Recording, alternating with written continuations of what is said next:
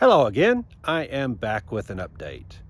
So since you left, I've been remaking some parts. So let me show you what's going on. All right, so when I first made this, you have to excuse the neighbors. They're playing airplanes this morning, apparently doing touch and goes. So this bottom piece right here, I made this part out of, there we go, this part out of guttering, a piece of guttering. Plastic. It happened to be PVC. It's over here.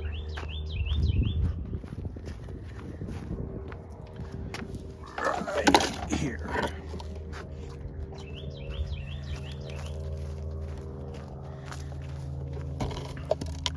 So I literally cut a piece of the PVC off, screwed it onto the factory lower valance, and then I got a piece of PVC pipe here and cut it to get the curve that I wanted for that. And then I used tape to cover it up, painted it orange so that from a distance it looked finished. And then this piece right here is that running board that I made. And so I cut it to match the curve there. And then on this front, I have this piece here. Now I did a lot of, from the other video you saw, I did a lot of slots and tabs. So if you look at the bottom of this, there's a slot there. If you look inside of here, if I can get the camera in there, there is a slot there. So the way this works is whenever I want to put this in place, I take it and I slide it into that slot. There we go. And then the bottom, there we go, meets there. And then I have a screw, I marked, there's several screw holes because I was messing with it. So I'll pull this down, screw that in there. There we go. And that way one screw holds this whole thing in place. So it's easy to take off and put back on. All right, that became critical because once I got this piece made, this bottom, and kind of looking like I wanted, in the last video, I covered it with aluminum tape and then put fiberglass on top of it and got it to the basic shape. That's what this piece is right here. And then after I did the fiberglass, I put a layer of body filler on it. The issue is each one of these screws stuck up. So when I put the tape on it, it wasn't absolutely flat. It had a little bubble. So if you notice when I sanded through in a couple places where there were screws. I also sanded through right there. This is that transition here. And I hadn't figured out what I wanted it to look like. So I just kept sanding until I got the basic shape I wanted. Okay, so once I got this on there and all the same color, I noticed that I don't really like this step right here. When I put the door on, I took a marker, put the door skin on, put the marker right here, and that's where the door edge is. So I can go as far back to there and that'll be even with the edge of the door. So I can get rid of this step. So I looked at this and said, okay, to get rid of that step, I can cut this piece out, move it in until this edge right here meets that edge right there. And then I would fill this in with a curved piece. And that would make this flow better into that vent. Instead of restricting, it looks like it kind of restricts down here and then it opens up. So instead that made it to where it doesn't restrict down. So I have two choices. I could sit there and modify this one, cut it, fiberglass it, and keep working on this piece right here to get it absolutely flat and smooth and all that. It's pretty close, honestly. I would just have to, what I would do here is I would put a piece of tape right here, aluminum tape, and then from the back side, I would add fiberglass to cover up that hole. Same way with this hole and all the other pieces. But there's a better option. So what I did was I took the piece of guttering, looked at how much I needed, marked it so I would remember, and then I just put fiberglass inside of here. Let's see, it would have been, I'm trying to remember which way it was, not that it matters. There we go. Yeah. right there. All right, so I used the guttering as a mold. Why did I do that? Well, because when I pull this out, this surface is virtually perfect. Flat level. I mean, there's a few defects, but not very many. So I just saved all the hours it would take to sand this and contour it and get it all looking like I wanted. But then I ran into the issue of this only covers, let's see, it would go this way. And I left excess because I know I'm going to have to cut it and trim it and glue it and all that. All right, so this covers, I measured how far this was going to be straight from here to here until the curve started. All right, so that matches. In fact, I even marked it 6 by 46, and then I used an online calculator to determine how much resin I needed to use. Okay, so this is one layer of, two layers of fiberglass mat, and then topped it off with a layer of fiberglass cloth. Didn't need to because this is the back side. It doesn't really matter. All I care about is the front side. But one of the bad things about fiberglass mat is you can see it's a bunch of little strands, and when you put the resin on there, some of these end up being little needles that stab you when you handle it. So I do this a lot. I put this on the back a lot just because I don't want to get stabbed. I don't wear gloves, and I don't want to get stabbed. So if I'm smart, I just wear gloves, but I'd rather not. I work better without gloves. Okay, so what I'm going to do is replace that piece of guttering with this. And this is a finished piece. You can see it's fiberglass, it's stable, it's hard enough, so that will work fine. So I'll just put that on there, and that takes care of that. All right, so then the next thing is the curve. What do I do about this curve? Well, I was looking at it and measured, and it is 4 inches from here to where I want that to be. So what I did was I went to Home Depot and got a piece of 4-inch pipe. Then what I did was I put fiberglass. This is all fiberglass mat. I did not put the cloth on. Cloth doesn't like to go, you know, it would have wrinkles if I tried to put it around this curve. So I decided to go ahead and deal with the potential sharp edges. But I was really careful when I put it on there to try to make sure I had as few sharp edges as possible. Something I learned from this gutter when I made it, even though this is PVC and the fiberglass doesn't really stick to it, it kind of does. So it was a little bit difficult to get this piece out of the gutter. So on this one, I went ahead and waxed it. Now, the other thing I did was this had some tabs and marks and different things on there. So I took a file and knocked all that off because the inside surface of the fiberglass, outside surface of the fiberglass will exactly match this surface. So whatever, if I had left those tabs and little things on there, they would have shown up in the final part. All right, so let me show you what I've got. So I put this on here. I left the other pieces.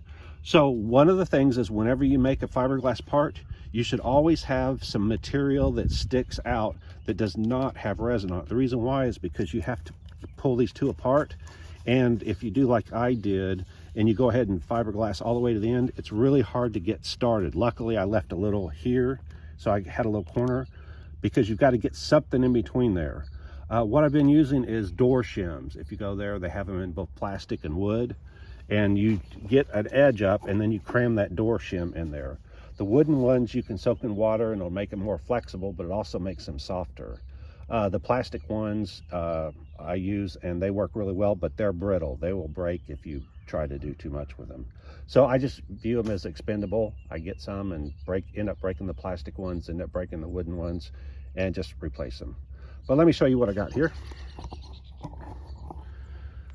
Let's see, there we go. All right, so what I did was I went in and got that shim underneath all here, and when it finally lets loose, it makes a popping noise because it lets loose. Even with the wax, it still was a little bit difficult to get this off of here. Not horrible, but a little bit. All right, so then I was challenged with, how do I get this off of here? And I thought I was going to have to cut it right through here and right here and pull it out that way. And then as I loosened it, I realized, no, I don't, because of the piece I got. Now, they had a piece that had two ends just like this. Luckily, I didn't get this. I was debating, but it had some extra ridges that I didn't want, so I got this one. Well, the good thing about getting this one is that instead of having to pull it out, it will, if I can get it to do it, there we go. It just slides right out. Okay, so now I have a copy of this made in fiberglass. All right, so let me put my camera back where, or I'll just aim it right here. So what I'll do is I will take this piece and then it'll go here. And then where this transition is, I'm not sure this is aimed at the right spot. Let me see. Yeah, it would be better if it was over here. There we go. All right, and then where this transition is, I'm going to put this. Now, I also have a copy of this piece of PVC, which is just a straight PVC tube also. So I'm only going to use enough of this piece to make the curve from going straight to whatever angle I want this to be. So I will cut this at some point here, and then obviously cut the side and the inside. This will go inside of here, and then I'll take that other piece that goes straight, and I'll have this go all the way back. I might, after I get it in there, take this and do the inside of that. I'd have to cut it in half, and then have it curve back as it comes in here. So somewhere in here, it would curve the other way. Or I will just leave this piece straight. I haven't decided which. Let me show you what I'm talking about. So if you look at this, what I did was I came up to here, and then I put that piece of pipe back here, and then I laid fiberglass in here. But it's got a sharp edge here. You can see that step right there. I don't want that. So I have two choices. I can either curve this by doing something like this, or I can take that straight piece, and instead of pointing it to right here, I can point it way back here. So it will be straight all the way across here. I haven't decided which one I want to do yet. Obviously, I'll have to decide at some point soon. But anyway, so that's where I'm at now. So my next steps will be to cobble all of this together, fiberglass it in place, and I can cut this. I'll have to cut this section out and finish this up. The other thing is I still need to use this inside piece right here. So if you look, this doesn't go all the way to the edge. There's about a 3/4 of an inch to an inch to nothing gap.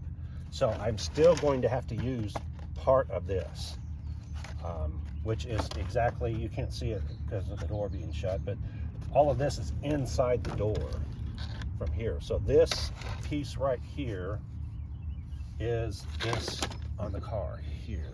I don't know if the camera's aimed right. It's that section right there.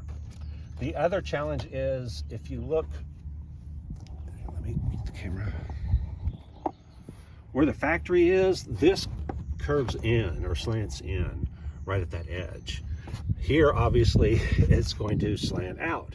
So I had to decide, or I do have to decide, at what point do I want to change from a curve right here to the factory piece right there. So that's what I'm working on. This area right in here is where it's making that transition. I haven't got that nailed down yet on what I want to do. I could make a curve all the way here, but that's a lot of extra work. Just, I don't really see any benefit in that. I just as soon leave that factory edge where I can. The other issue that I have that I've got to resolve is that you can't jack up the car. This piece is so low, my running board or lower valance is so low that you can't really jack up the car without removing this piece.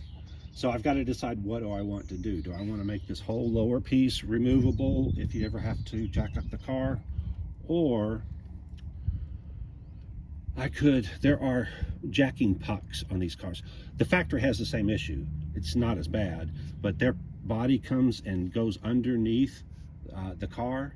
And so you have to use these little jacking pucks that you put in there, and they're about this tall, and it spaces, the frame is actually higher up than the bottom of their body.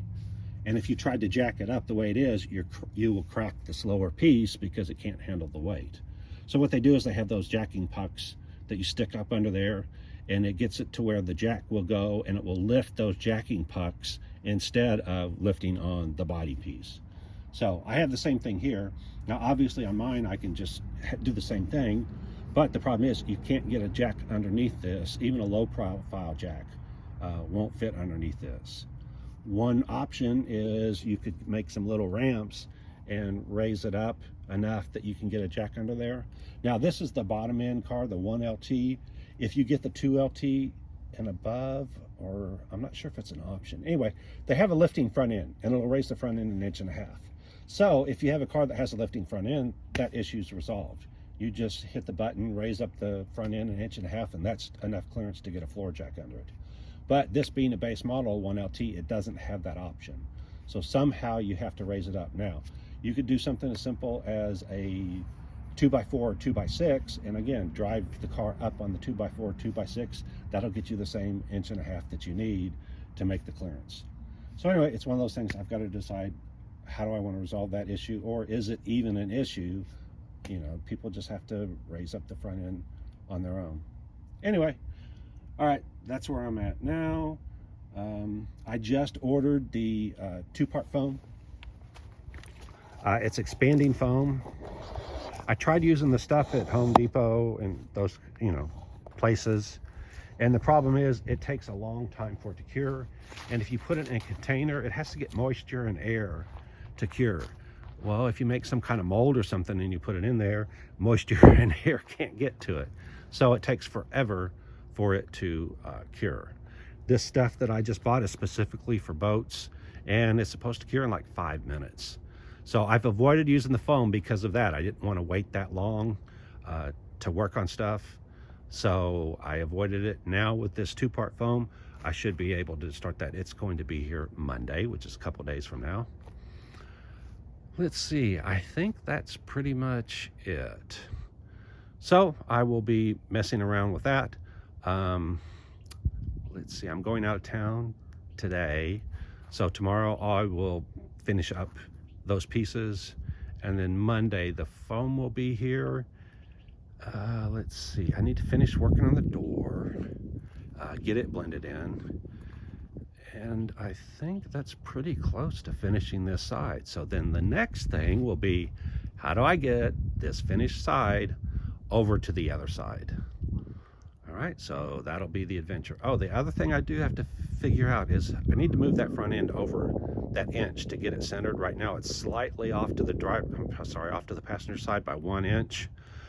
I think I've decided I'm going to go in and cut away the factory mounts to allow that to move over that inch.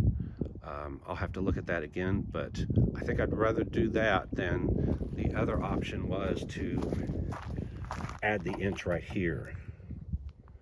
But then I'd have to change the body shape to get that to work. I'd rather not.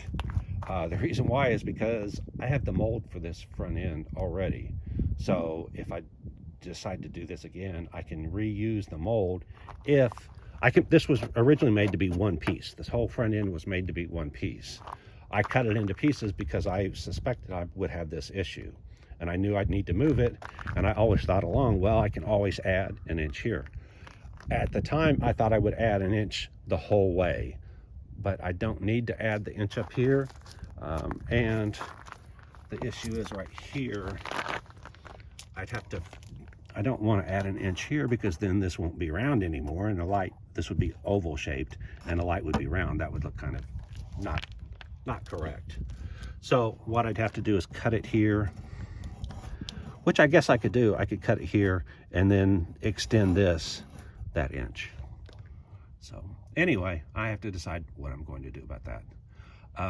It's kind of 6 of one, half a dozen other, because I've got to come at the back side and fiberglass this. Right now, these two pieces are not attached. They're attached by screws. So if I take these screws off, this fender will come off. So rather than do that, I've got to take it off, go to the back side and fiberglass it solid, and then get rid of this ridge, smooth it all out. So anyway, I'm still on the fence. Now that I think about it, I may prefer to put the inch there instead of messing with the body mounts. I'll know more. I am actually going to end up taking this fender off, and I can see what's underneath it and decide from there which is going to be the better option. All right, well, that's it for today. Like, subscribe, hit that alert, and I will see you next time. Bye.